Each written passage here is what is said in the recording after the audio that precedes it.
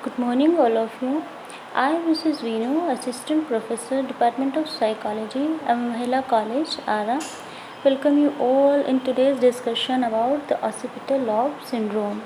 In our last video, we have studied about occipital lobe, what is the occipital lobe and what is the function of occipital lobe. So, in today's discussion, we will discuss about the occipital lobe syndrome. So let's start. Occipital lobe syndrome. देखिए, occipital lobe का function क्या है। कल हमने जाना कि occipital lobe का function होता है विजुअल परसेप्शन के लिए। जितनी भी विजुअल परसेप्शंस जो हम किसी चीज़ को विजुअली परसीव कर पाते हैं, उसके लिए हमारा ऑसिपिटल लॉब रिस्पॉन्सिबल होता है। तो अगर ऑसिपिटल लोब में किसी प्रकार का कोई लीजन हो जाता है या डैमेज हो जाता है, लीजन का मतलब उसको कोई हिस्सा उसका ऑपरेट करके काट दिया जाता है या फिर उसमें किसी भी प्रकार की कोई क्षति, कोई हानि हो गई, वो इंजर्ड हो गया, तो उससे व्यक्ति का जो विजुअल परसेप्शन होता है वो प्रभावित होता है और विजुअल परसेप्शन से रिलेटेड कुछ डिस्टर्बेंसेस डेवलप हो जाती हैं। क्या क्या डिस्टर्बेंसेस होती हैं वो, जैसे कि irregularity in visual perception, cerebral blindness and visual agnosia. इनको हम एक एक करके डिटेल में पढ़ेंगे। So first of all we will discuss about irregularities in visual perception. Occipital lobe में डैमेज होने से जो व्यक्ति का visual location, visual orientation, depth perception और कलर परसेप्शन से रिलेटेड एबनॉर्मलिटीज़ डेवलप हो जाती हैं। जो यहाँ पर स्लाइड में क्लियर आपको दिखाई दे रहा है, damage in occipital lobe can cause abnormalities in visual location, visual orientation, depth perception and colour perception. It means ये 4 तरह की एबनॉर्मलिटीज़ डेवलप होंगी अगर व्यक्ति के ऑसिपिटल लोब में डैमेज होगा। तो अब हम इनको एक एक करके एक्सप्लेन करते हैं। सबसे पहले बात करते हैं विजुअल लोकेशन की। विजुअल लोकेशन मतलब कि किसी भी वस्तु की सही स्थिति की पहचान ना कर पाना, उसकी लोकेशन की पहचान ना कर पाना कि वो जो वस्तु है वो कहाँ पर लोकेट करती है, कहाँ पर है।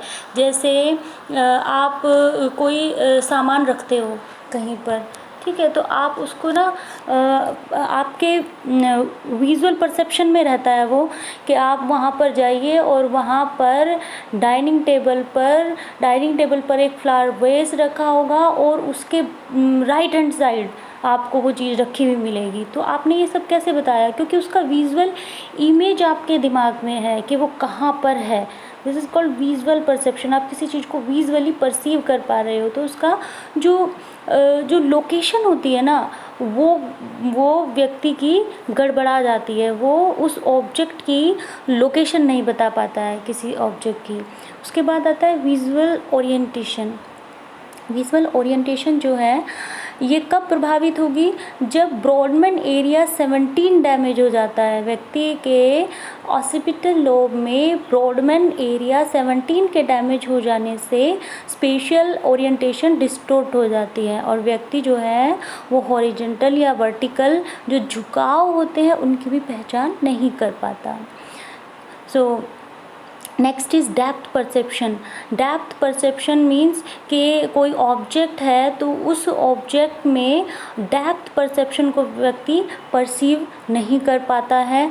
कलर परसेप्शन, कोई ऑब्जेक्ट है, कोई भी स्टिमुलस है तो उसका जो कलर है, उसका जो रंग है, उसको वो सही परसीव नहीं कर पाता, उस रंग को वो सही नहीं बता पाता है, उसका कलर सही नहीं बता पाता है।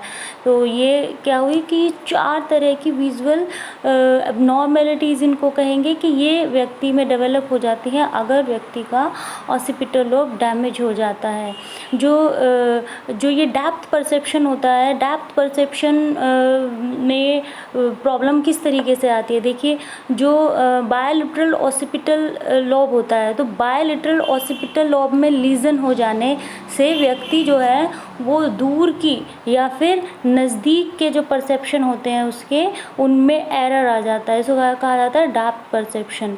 तो बायलैटरल डैमेज अगर होगा ऑसिपिटल लोब में तो ये डेप्थ परसेप्शन की एबनॉर्मेलिटी डेवलप हो जाती है। और जो हमने बात की थी कलर परसेप्शन की, कि colour perception means visual association cortex के इंफीरियर पोर्शन में अगर डैमेज हो जाता है तो उससे व्यक्ति को हो जाता है एक्रोमेटोपॉजिया। एक्रोमेटोपॉजिया में क्या होता है कि व्यक्ति कलर का परसेप्शन नहीं कर पाता, उसे वस्तुएं जो है वो कलरफुल ना दिख करके ब्लैक एंड वाइट दिखाई देती है। तो ये 4 तरह के डैमेज होते हैं: visual location, visual orientation, depth perception and colour perception. Visual location means वो ऑब्जेक्ट की लोकेशन लोकेट नहीं कर पाता है। विजुअल ओरिएंटेशन मीन्स कि वो व्यक्ति जो है उस ऑब्जेक्ट की स्पेशल ओरिएंटेशन उसकी डिस्टर्ब हो जाती है। एंड डेप्थ परसेप्शन उसका डिस्टर्ब तब होता है जब ऑसिपिटल लोब में बायलेटरल डैमेज हो जाता है, तो व्यक्ति दूर या नज़दीक की चीज़ों के परसेप्शन में एरर करता है। और कलर परसेप्शन में होगा कि वो कलर परसीव नहीं कर पाता है उसको। अगर व्यक्ति के विजुअल एसोसिएशन कॉर्टेक्स के इंफीरियर पोर्शन में डैमेज होता है तो उसको एक्रोमेटोप्सिया हो जाता है। एक्रोमेटोप्सिया में क्या होता है कि व्यक्ति जो है वो कलर परसीव नहीं कर पाता, उसको हर चीज़ ब्लैक एंड वाइट ही दिखाई देती है।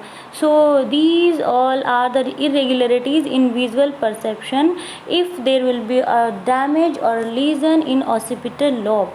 ऑसिपिटल लोब में अगर किसी तरीके का लीजन या डैमेज हो जाता है तो उसमें हमने सबसे पहले डिस्कस किया इरेगुलरिटीज़ इन विजुअल परसेप्शन के विजुअल परसेप्शन में व्यक्ति के क्या क्या इरेगुलरिटीज़, क्या क्या असामान्यताएँ आ जाती हैं। सो उसमें आपने पढ़ा कि visual location, visual orientation, depth perception and colour perception व्यक्ति की एबनॉर्मल हो जाती हैं। सो आई होप कि इतना आपको क्लियर हुआ होगा। एंड इससे जो नेक्स्ट पॉइंट्स 2 बच गए हैं आपके, उनको हम कल के वीडियो में डिस्कस करेंगे, सो दैट कि ये जो लेक्चर है आज का वो ज़्यादा लंबा ना हो, क्योंकि स्क्रीन टाइम ज़्यादा होता है तो आप लोग देखना पसंद नहीं करते। ठीक है बच्चों? So thanks a lot, thank you for listening me show so patiently, thank you, have a nice day.